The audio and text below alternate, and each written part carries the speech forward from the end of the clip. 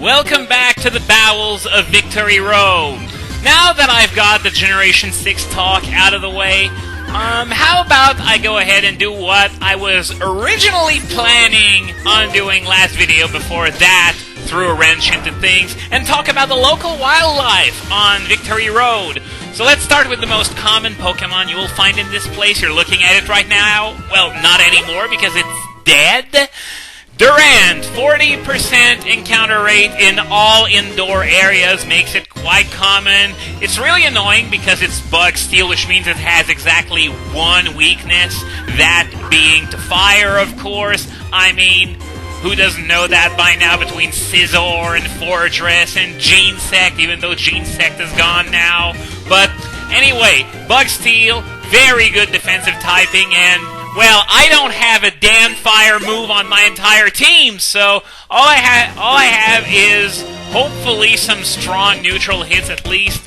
Even Jellicent's Surf, despite not being too powerful, seems to do quite well, because that's the thing about Durant, is that its attack is pretty good, its defense is good as well, its speed too, all in the triple digits. But the rest, oh my god, the rest is just absolutely horrible. So that means no survival on the special side whatsoever. But still, the fact that it's quick, it's relatively powerful, and it can take a physical hit pretty well, it still would make it an interesting option in the lower tiers, I would imagine. Now, the coolest thing about Durant is a little trick you can use in stuff like the fan service tournament, for example, where you use its Dream World ability, which is Truant. You use Entrainment to pass Truant onto your opponent. Then you send in a setup sweeper that also has Protect. You alternate between Protect and your setup move, and then you just sweep everything. That is a tactic that I briefly mentioned while I was contemplating what to use in my White 2 Let's Play for the fan service tournament. But, yeah, this is basically what I like Durant best for, since I don't play the lower tiers. But anyway, other Pokemon that we can find in there, it's only on the first floor, though, I think. Don't quote me on that, but it's a rare encounter on the first floor. It's far more common in Black and White too, although I should say its evolution is slightly more common in Black and White too. We can find Dino in here, which evolves into Zvilas, and then Hydreigon. Hydreigon, this generation's pseudo-legendary. As all pseudo-legendaries, it's always a force to be reckoned with. The major flaw would be speed. That's, once again, just under 100, and, yeah, if it were just a wee bit faster, it would be used a lot more. This map told me that I could jump down from here, so I'm gonna have to take the long way around. At least it doesn't look like I'm wasting too much time doing it, but still. Starfighter is 76! God damn it, your maps suck! Like, if I had the choice between your maps and Apple Maps, and my life depended on it, I'd probably choose your maps. But it's close! Like this close! Seriously, it's not the first time that I'm having problems with his maps. I remember mentioning this, and I think it was Mistralton Cave. And that map was really pretty badly done, to be perfectly honest. But here's the problem! I haven't found any other maps of Generation 5 dungeons on the entire internet than his. So I have no choice but to use them. Otherwise, well, I guess I could go into it blind, but I don't really like doing that because I would just be wasting more of your time than is necessary. And, yeah, I used to do that. I think I started using maps. I think it was for Seafoam Islands in my Red Let's Play, but that's not what I was talking about. I was talking about Hydreigon. Unfortunately, it's a little bit too slow to get the job done. It would be absolutely amazing if its attack and speed were swapped around, though. No doubt about that. It would definitely be higher on the usage lists. And the other major thing is its Dark type. It's both a blessing and a curse. considering that, you know, it's a curse in that it gives it a few extra weaknesses to stuff like bug and fighting, which is not good if you're looking for a dragon that can hold its own defensively. But in my opinion, it's also a blessing in that special sweeping dark types that are actually competent are few and far in between. Like, the only other one that I could honestly potentially recommend is Zorok, and I think it's just barely in the top 100, whereas at least Hydreigon is staying around number 40 or so. And I think Houndoom's even lower, so don't even bother. Don't even bother telling me about Houndoom. Hydreigon, if you're looking for a special sweeping dark type, if you want something with that particular niche, it's definitely as good as you'll get, especially since, well, that other type is Dragon, which is always pretty good. But as far as dragons themselves go, the competition is incredibly stiff, and if Haxorus, of all people, could be in danger of falling into underused, or borderline at least, because I don't think they're gonna let that thing into underused for very long, if you ask me. But, I'm a doctor! If you have Pokemon in bad shape, I'm gonna finish them off for you! Well, I guess this one is in favor of euthanasia, but I don't want to get into that. So yeah, I was talking about Hydreigon.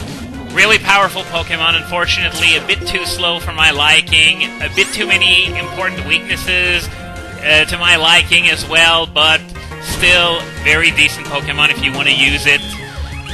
The one thing it's probably the most notorious for is when it comes to in-game, it's the Pokemon that reaches its final form the latest in the entire game, at level 64. I mean, second place is Dragonite and Tyrant. No, it's Volcarona at 59, then Dragonite and Tyranitar at 55. But level 64, seriously? I mean, I can sort of understand in previous generations going at it at like 50, 55, you know, if they wanted to, you know, force you to grind them a bit to get them in time for the Elite Four, and getting them in time for the Elite Four means dealing with the rather weak second forms for most of the game right up to Victory Road. Anyway, I'm gonna have Virizion in the lead for a bit since I'm going to go on a small loop that is going to take me right back to the doctor. In fact, now that I think of it, 2 small loops that will take me right back to the doctor. The reason why I'm doing this now is that, well, Virizion isn't very well equipped to take on all those Durants. I guess it has Sacred Sword, but it goes through Durant's very thick defense stat. Lilligant's even worse. As you can see, I'm barely using it at all because Durant is just so common and it can just kick my ass with Bug Bite. But yeah, I was talking about how in other games, using pseudo-legendaries could potentially be an option for in-game purposes, but here, it's not even an option! You're gonna be hard-pressed if to have a Svilus by the time you reach the Elite Four. I mean, look at my levels. 50, 51, 52. Dino evolves into Svilus at level 50.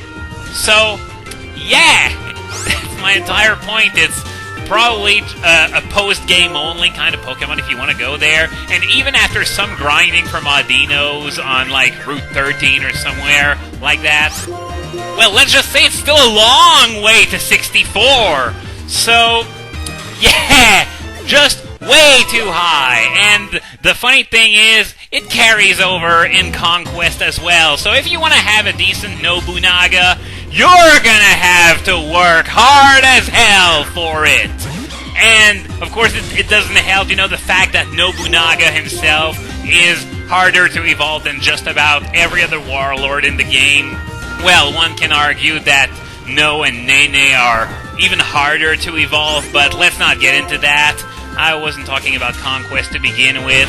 So yeah, just a little fun fact about Hydreigon. I wouldn't recommend using it very much for any kind of in-game purposes, to be perfectly honest with you. Anyway, moving on. Next Pokemon can be found only outdoors. It's Heatmore. Heatmore is just pretty forgettable all around. I guess if it came earlier in the game, it might have some sort of niche, but it's the final dungeon in the game before the Elite Four, and its stats just aren't there. Just not at all. Don't ever consider using that thing, either competitively or in-game or anywhere. It's just one of the most forgettable Pokemon all around, and God damn it! Just how many random battles are there in this freaking room? It's getting ridiculous! I should be like 2 or 3 rooms further than that, but it's just Durant after Boldore after Durant after Boldore, and did it just do what I think it did? It used Crunch on something that resisted it, and then triggered Justified of all things? Well, it will never beat the epic blunder in my Platinum LP, where I was facing in Stark Mountain a Rhydon and a Magcargo, and the Rhydon used Earthquake, killing the Magcargo, but my 2 Levitators were completely unharmed. That was the most ridiculous thing I'd ever seen from any kind of Pokemon AI, but this was honestly pretty stupid as well. And it did it again! It did it again! And I decided to use Swords Dance to, not take as much PP on Sacred Sword, but now it's going to be taking a +3 Sacred Sword just because it decided to be stupid and use Crunch, and it's a critical hit!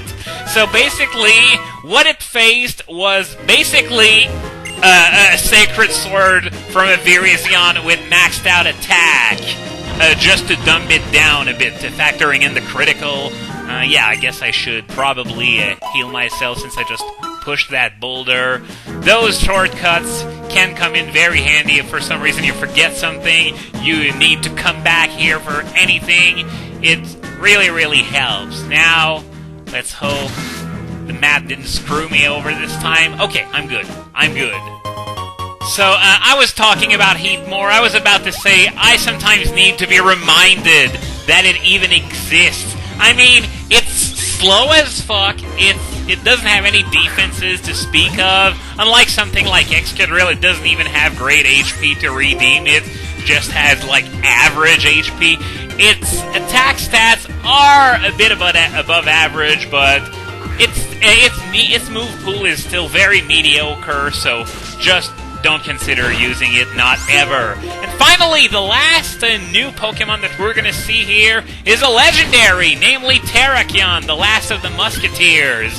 Terrakion is an amazing Pokemon in many respects. Rock fighting, perhaps the best offensive typing in the entire game, since its coverage is absolutely perfect, and oh crap, didn't want to do that. I didn't want to run into something like that, because I'm going to be facing that trainer now, and I'm not going to have much time to defeat it if I don't run away, so that's what I'm going to do. But yeah, Terrakion, on top of its amazing offensive typing, it is also very fast, 108 speed, and it also hits extremely hard on the physical end of the spectrum, making it one of the most threatening physical sweepers of all time. And one thing that I would like to mention is that usually you don't want to run 2 stat-up moves on the same Pokemon, but Terrakion, if you want to go that route, not saying it's the best route or anything, but it's an option, you can run Swords Dance and Rock Polish at the same time, and use whichever you want depending on what you're faced, because of how Stone Edge and Close Combat cover just about everything you're going to need too. And of course, its most popular sets are the choiced ones. Can't really blame you, really, because Choice Banded Terrakion just hurts so damn much, especially since it doesn't have as much trouble picking a move as other Pokemon do.